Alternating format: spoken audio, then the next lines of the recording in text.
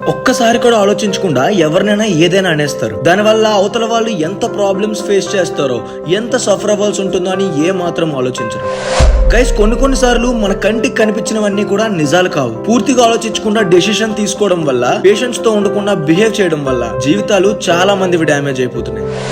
దీనికి best example గా ఒక చిన్న ఇంట్రెస్టింగ్ స్టోరీ చెప్తాం మీకు. ఈ స్టోరీని లాస్ట్ వరకు చూసి అర్థం చేసుకోగలిగితే తప్పుడు ఆలోచనలు, తప్పుడు నిర్ణయాలు తీసుకోవడం ఆపేస్తారు. 100% గ్యారంటీతో చెప్తున్నా. ఎందుకంటే ఈ స్టోరీ చాలా రియలిస్టిక్ గా, చాలా ఇంట్రెస్టింగ్ గా ఉండబోతుంది. సో ఏ మాత్రం స్కిప్ చేయకుండా లాస్ట్ వరకు చూడండి. ఒక ఊర్లో 28 ఏళ్లున్న ఒక అబ్బాయి ఉండేవాడు. తను చిన్న వయసులోనే హార్డ్ వర్క్ చేయడం వల్ల ఒక మంచి బిజినెస్ స్టార్ట్ చేసి మంచిగానే సంపాదిస్తున్నాడు. కానీ ఆ అబ్బాయికి చాలా సంవత్సరాలుగా మైండ్ లో ఒకటే ఆలోచన, ఎలా అయినా అమెరికా వెళ్ళాలి, అక్కడ బిజినెస్ స్టార్ట్ చేసి చాలా డబ్బులు సంపాదించాలనే కోరిక ఉండేది. అయితే తను ఇలా ప్లాన్ చేస్తూ ఉండగా ఆ అబ్బాయి వాళ్ళ పేరెంట్స్ వచ్చి, బాబు నీకు దగ్గర 30 ఏళ్ళు వస్తున్నాయి, నీకు పెళ్లి చేసి ఒక ఇంటి వాడిని చేస్తే మా బాధ్యత తీరుతుంది అని చెప్పి అతను ఒప్పించి పెళ్లి చేస్తారు. అలా పెళ్లైన 6 నెలల తర్వాత ఆ అబ్బాయి వాళ్ళ పేరెంట్స్ దగ్గరికి వెళ్లి, నాన్న నేను అమెరికా వెళ్దాం అనుకుంటున్నా బిజినెస్ చేయడానికి అని చెప్తాడు. ఆ మాట వినగానే పేరెంట్స్ ముఖం డల్ గా అయిపోతుంది.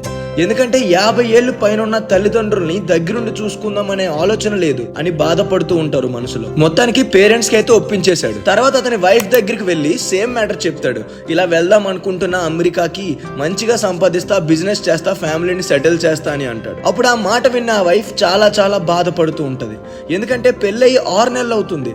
పేరెంట్స్ ని వదిలిపెట్టి హస్బెండ్ తోనే లైఫ్ అనుకుని వచ్చాను. బట్ ఇతనేమో డబ్బులు అనుకుంటూ లగ్జరీ లైఫ్ అందించాలి అనే ఆలోచనతో దూరం అయిపోతున్నారు అని ఏడుస్తూ ఉంటది. ఆఖరికి కొద్దిసేపు తర్వాత, సరేనండి మీకు ఎలా నచ్చితే అలా చేయండి, మీకు అమెరికా వెళ్ళడం కరెక్టే అని అనిపిస్తే వెళ్ళండి, మీరు అనుకున్నది సాధించరండి అని ఎంకరేజ్ చేసి ఓకే చెప్తుంది. మొత్తానికి అలా కొద్ది రోజుల తర్వాత అతని వైఫ్ ప్రెగ్నెంట్ అని తెలిసింది. అలాంటి పరిస్థితుల్లో కూడా ఇతను తోడుండకుండా వెళ్ళిపోతాడని చాలా బాధపడతారు ఇంట్లో మొత్తం. ఒక వారం తర్వాత తను అనుకున్నట్టే అమెరికా వెళ్ళిపోయాడు. వెళ్ళగానే చాలా కష్టపడి బిజినెస్ స్టార్ట్ చేసి స్లోగా ఎదుగుడం మొదలు పెట్టాడు. అలా బిజినెస్ లో ఇన్వాల్వ్ అయిపోయి 17 ఏళ్ళు అక్కడే ఉండిపోయాడు.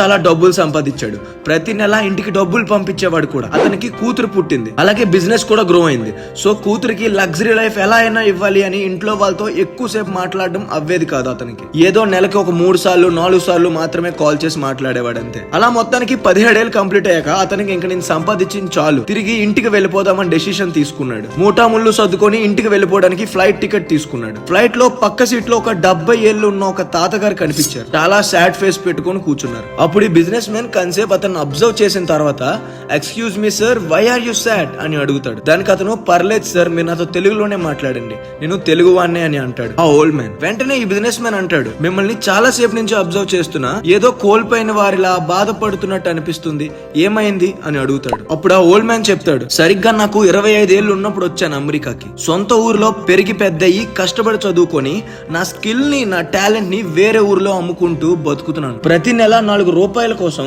పెళ్లి కూడా చేసుకోలేదు. మా అమ్మ నాన్న చనిపోయే టైంలో కూడా నేను వెళ్ళలేకపోయాను. వాళ్ళకి ఒంట్లో బాగాలేనప్పుడు కూడా కనీసం వాళ్ళకి మాత్రలు అందించలేకపోయాను. ఇలా బాధపడతాడు. US goals, US career, US dreams, US luxury life అని అనుకుని వచ్చేసాను. ఇప్పుడు నాకంటూ మా ఊర్లో ఇల్లు తప్ప ఏం మిగలలేదు, ఖాళీ ఇల్లు మాత్రమే మిగిలింది. అందుకే ఇంటికి వెళ్లి వాళ్ళ ఆలోచనలతో, జ్ఞాపకాలతో బతుకుతూ ఉంటాను. అక్కడే నా ఆఖరి శ్వాస వదిలేస్తా అని అంటాడు ఆ ఓల్డ్ మ్యాన్. ఇవన్నీ వినగానే ఈ బిజినెస్ మ్యాన్ కి కాళ్ళు చేతులు షివర్ అయిపోయాయి. ఎందుకో తెలియకుండా ఏదో భయం, ఏదో ఆందోళన, ఏదో ఆలోచన మనసులో పరిగెడుతూనే ఉంది. అలా ఇద్దరు మాట్లాడుతూ ఉండగా ఆ ఓల్డ్ మ్యాన్ ఒక మంచి ఇంపార్టెంట్ మాట చెప్పారు. అతను ఏం చెప్పారంటే, ఏదైనా ఆవేశంగా చేసే ముందు ఒక 2 నిమిషాలు పేషెన్స్ తో ఆలోచించి నిర్ణయం తీసుకోవడం చాలా మంచిది అని చెప్పారు. అలా ఫ్లైట్ దిగాక ఎవరి దారులు వాళ్ళు వెళ్ళిపోయారు. ఈ బిజినెస్ మ్యాన్ కి ఇంటికి వెళ్లి అమ్మని, నాన్ని, భార్యని, కూతుర్ని చూడాలి అని చాలా ఆరాటంతో ఉన్నాడు. మొత్తానికి వాళ్ళ ఇంటికి చేరుకోవడానికి రాత్రి అయిపోయింది. సైలెంట్ గా ఫ్యామిలీకి సర్ప్రైజ్ చేద్దామని అనుకుంటూ ఇంటి లోపలికి వెళ్తాడు. ఫస్ట్ అతని వైఫ్ రూమ్ లోకి వెళ్లి కూతుర్ని, భార్యని సర్ప్రైజ్ చేద్దామని ఆలోచనతోనే ఉంటాడు. రూమ్ డోర్ తీయగానే షాక్ అయిపోయాడు.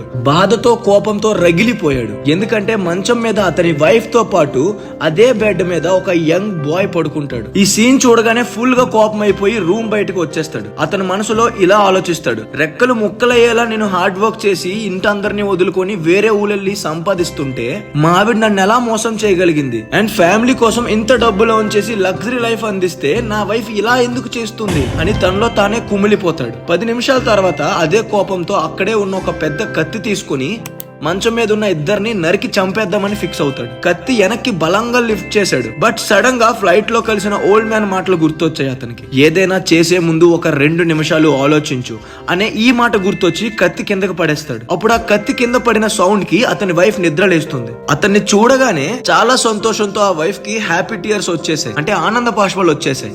మిమ్మల్ని చూసి చాలా చాలా ఏళ్ళయిందండి, చాలా సంతోషంగా ఉంది అని చెప్పుకుంటుంది. ఏదేమైనా ఈ బిజినెస్ మ్యాన్ మాత్రం కోపంతోనే ఉంటాడు. బికాస్ అతనికి ఆ మంచం మీద తన పక్కన పడుకున్న వాడు యంగ్ బాయ్ ఎవడో తెలియాలి. తల బాగా కట్టుకొని, అంటే పంజాబీ వాళ్ళగా టర్బన్ తో ఉన్నాడు అనమాట. అతని వైపే చూస్తూ ఉంటాడు, చూపు మొత్తం అతని వైపే. సో అలా 2 నిమిషాల తర్వాత అతని వైఫ్ అంటుంది ఆ యంగ్ బాయ్ తో, బాబు వెళ్ళి మీ నాన్నగారి కాళ్ళకి దండం పెట్టుకో అని అంటుంది. వెంటనే ఆ యంగ్ బాయ్ బెడ్ మీద నుంచి కిందకి దిగి ఈ బిజినెస్ మ్యాన్ కాళ్ళకి దండం పెట్టడానికి వంగుతాడు. ఈ బెండ్ అయ్యే ప్రాసెస్ లో ఆ యంగ్ బాయ్ కి తల బాగా ఊడిపోయింది. సో అప్పుడు లాంగ్ హెయిర్ కనిపిస్తుంది. బిజినెస్ మ్యాన్ కంటికి లాంగ్ హెయిర్ కనిపిస్తుంది. ఆ హెయిర్ తో పాటు ఫేస్ ని క్లియర్ గా ఫోకస్ చేసి చూస్తే అప్పుడు అర్థమైంది పెద్ద ట్విస్ట్. అతని వైఫ్ పక్కన పడుకున్నది ఎవడో అబ్బాయి కాదు, సొంత రక్తం పంచుకు పుట్టిన కూతురు అని తెలిసింది.